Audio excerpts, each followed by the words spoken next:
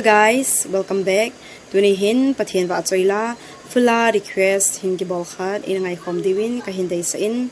sister boy kim how kimin anasa Idia lungthim ki pa kapji kahimmo tila chu in sa engkate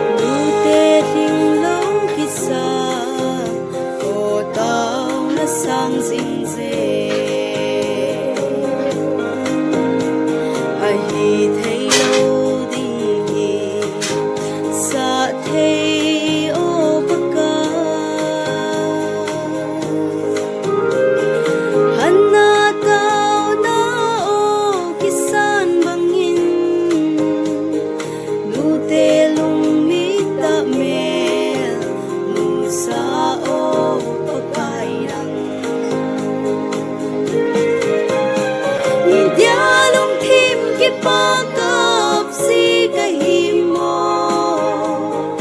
Mose kammol mangcha si lungi na hinggil do si tingle hello ka in thôn hi nay chụp si tai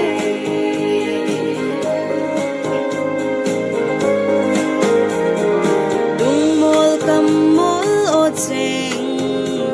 kilom nei lo ka hi mi them mi ching lungthim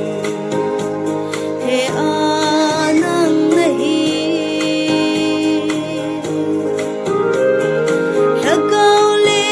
ta sa mangcha nahi hize a chu kalha gaw lungthim kipah si Idia lungthim kipah si kahimmo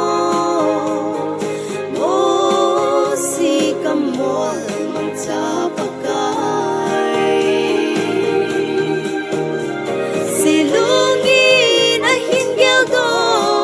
si tingle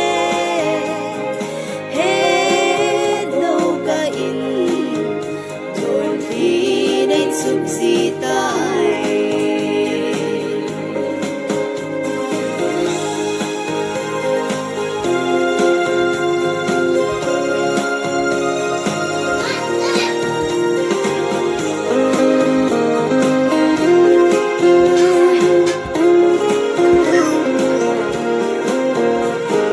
bagai ho na langai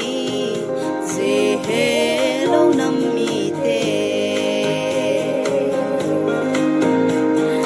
san nei da la de